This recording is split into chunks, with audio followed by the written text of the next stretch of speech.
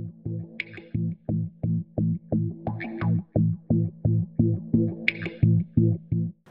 challenged many media conventions. Some of these were intentional, some of them weren't, such as filming in daylight. We didn't deliberately do this, but we had to try and find a way to overcome the problem, because normally eerie scenes would be filmed at night, but we had to film during the day because not everyone's time fit each other, so we had to work around it. This was harder because you could see everyone's facial expressions clearly, whereas in the dark you don't really need to concentrate as much on facial expressions because they won't be seen as clearly. So we had to kind of film in long shots instead of close-ups.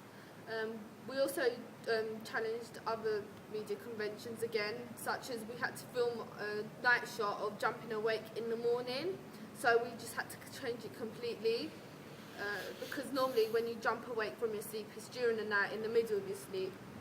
We used other classic media conventions such as props, like you see us using a crowbar. That was originally supposed to be a baseball bat, but when we couldn't find a baseball bat we had to change it to a crowbar. And if you ask anyone if you would chose a baseball bat or a crowbar to attack someone with, they'd probably use a crowbar because it's much more serious as a weapon. We used a little girl, which is a classic convention, but we kind of added a twist to it by showing her as a split personality as well as her childhood past. We didn't use many close-ups, as we said before, because we weren't quite sure about facial expressions, how they were going to come out, so we chose to use the long shots instead. One of the media conventions that we used, which we believe that we used in the most successful way in challenging it in general, was the mirror angle, because we, instead of using it in the bathroom, which is the general idea where you close the cupboard or the cabinet in the bathroom and the person just appears behind you, we decided to use it in the bedroom.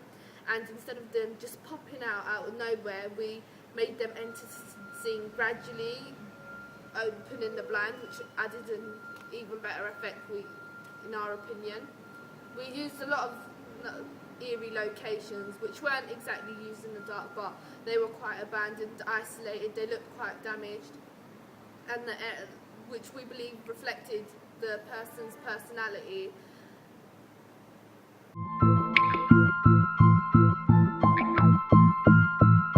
Our film represents stereotypical groups such as teenagers and people with mental disorders. For example, the actors in our movie are teenagers.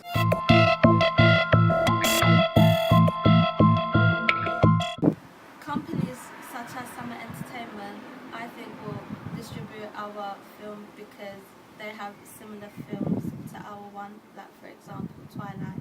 So we have the same.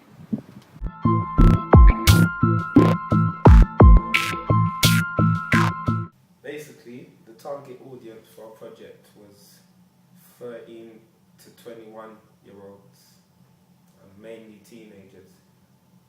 This was because the main characters in the trailer, in the opening sequence, were teenagers, and this allows the audience to relate to what's happening in the opening sequence, which makes them more interested in what they're watching, because it's what happens to them in everyday life. Also, adults would be likely to watch the opening sequence because it's also got to do with issues they have to deal with on a daily basis. To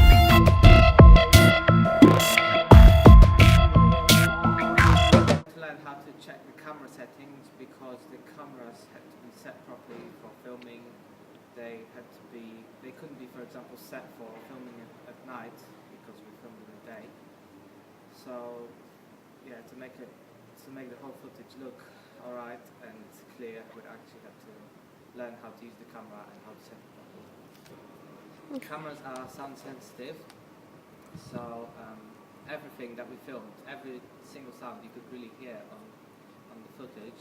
For example, the cars going in the background, which wasn't very helpful in the work.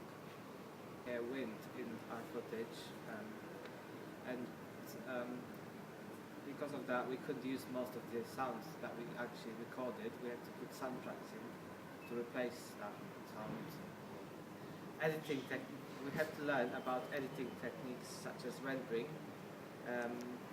because we had to put the clips together, cut them, we had to put different effects. For example, we made the first scene blurry and a bit like saturation of colours was a bit less, and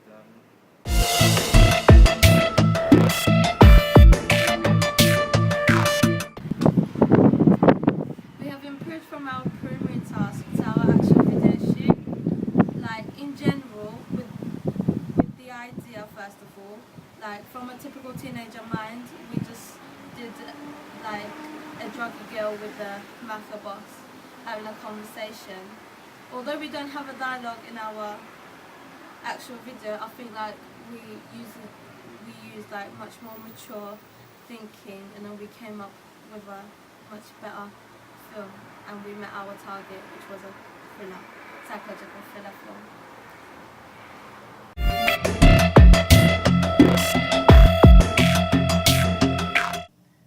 I enjoyed the filming part of our process because we got to know how to use the cameras, how to do the camera movements to make it look actually realistic and like on the real films, and I think it was quite a lot of fun. Most enjoyable part for me was that acting, because it was like an interesting experience, but what I enjoyed even more than that was going over and watching our mistakes, like when I threw the phone at the wall a couple of times. It was really funny, so I really enjoyed that as well. I think the best part of when we were filming was like it was actually all of them was okay, but like the best part was like when we were filming the other way part, because it was so freezing cold that day. Like we were frozen.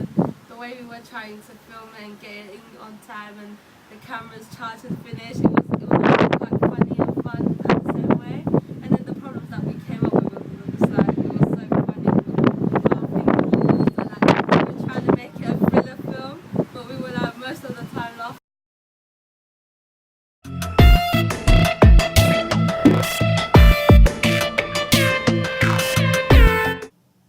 Of the opening sequence was the start where they were in the nightmare and the child was laughing, basically just taunting the girl that was dreaming.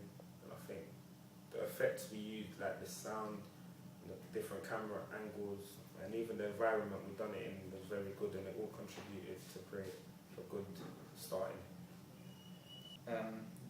The best part for me in the opening sequence is the part with the little girl and the bigger girl, because I think it looks quite scary, and the sound effects are really good on it, and overall I think it has a lot of thriller properties which will make it look good.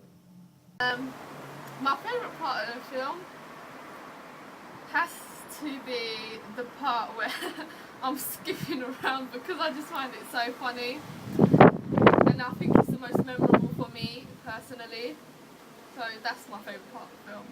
My favourite part of the film was the bedroom scene where Carl comes into the part where we see him in the reflection first, and where the sound effects came. I think it was just so amazing how they tried to get it done perfectly, and I think it's like one of the most scariest parts. And so yeah, that's the most favourite part of the film.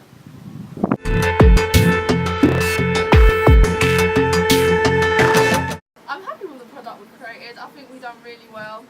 I think the most effective part is the soundtrack though.